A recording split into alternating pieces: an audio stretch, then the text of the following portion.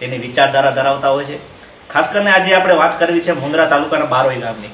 મુન્દ્રા તાલુકાની અંદર 13 જેટલી ગ્રામ પંચાયતોની પેટા ચૂંટણીઓ સરપંચ પદ અને સભ્યોની પણ ચૂંટણીઓ અત્યારે જાહેર થઈ ચૂકી છે। ત્યારે આજે જ બારોઈ ગામના સરપંચ પદના ઉમેદવાર ધ્રુવરાજસિંહ જાડેજા ધ્રુવરાજસિંહ ચુડાસમા સાહેબે આજે જ્યારે ફોર્મ ભર્યો છે।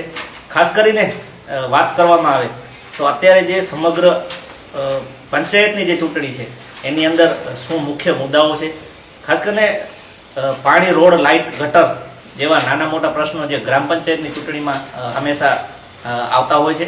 ત્યારે આપણે મળીશું ધ્રુવરાજસિંહને અને ખાસ કરીને કઈ રીતે આખું આ 5 વર્ષનું શું પ્લાનિંગ છે આપનું, કઈ રીતે આ ગ્રામ પંચાયતને આપ આગળ લઈ જશો અને વર્ષોથી જે ગ્રામ પંચાયત મહાસાપુરા નિયોજન કચ્છી ટીવી સમાચાર દ્વારા અનેક અહેવાલો પણ તાજેતરમાં જે સ્મશાનના પ્રશ્નો છે, સ્થાનિક રોડ રસ્તાના પ્રશ્નો છે એને કઈ રીતે આગળ લઈ જશે અને કઈ રીતે આ જે મુખ્ય મુદ્દાઓ છે એને પાર પાડશે, ત્યારે આપણે ધ્રુવરાજસિંહની ખાસ મુલાકાત લઈશું અને કઈ રીતે આખું આ 5 વર્ષનું સંચાલન કરશે એ રીતની આપણે માહિતી પણ લઈશું।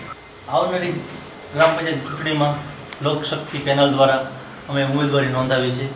મારા 18 સભ્યો દ્વારા 18 સભ્યોની સાથે આજે અમે 12:39 મિનિટે શુભ ચોઘડિયા ઉપર અમે અમારી ઉમેદવારી નોંધાવી આવનારા 5 વર્ષોની અંદર બારોઈ જૂથ ગ્રામ પંચાયતની આવતા તમામ વિસ્તારને શું અમે આપશું અને શું એજન્ડા સાથે ઉતરીએ છીએ એ આજ હું તમારી સમક્ષ રજૂ કરું છું। આવનાર 5 વર્ષની અંદર અમે 50 એજન્ડા સાથે આ ચૂંટણીની અંદર ઉતર્યા છીએ। 50 મુદ્દાની અંદર ખાસ અમારો પ્રાથમિક જે જરૂરિયાત છે રોડ, રસ્તા, ગટર લાઇન અને પાણી અને સ્ટ્રીટ લાઇટ।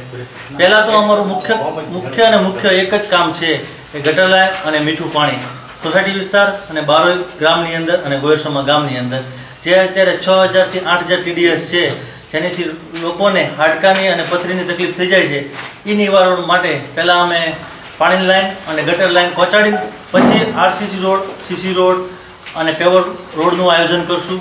ત્યારબાદ અમે પ્રાથમિક જરૂરિયાત જે છે હોસ્પિટલાઇટની એનું ખાસ મુખ્ય ઉદ્દેશ રાખશું। ખાલી પ્લોટો પડ્યા છે જે બાવળિયા ઉગી ગયા છે એની અંદર પણ અમે સાફ સફાઈ કરીને અને ક્લીન કરશું।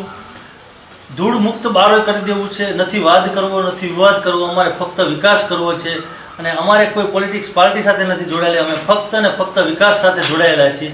અમારી પેનલની અંદર તમામ ઉમેદવારો એજ્યુકેટેડ છે, સ્વચ્છ છબી ધરાવે છે અને આ સિવાય અમારે આવનાર સમયની અંદર જે મુસ્લિમ, મહેશ્વરી સમાજ, દાતણીય સમાજ એની સાથે અન્યાય થયો છે એમને જે કોમન પ્લોટ 100 ચોરસ વાળના પ્લોટમાં મકાન બનવા જોઈએ એ નથી બન્યા એ બધા બનાવી આપશું અને એની સાથે એમના આશીર્વાદ મેળવશું અને અમારી માટે આશીર્વાદથી વિશેષ કાંઈ હશે નહીં।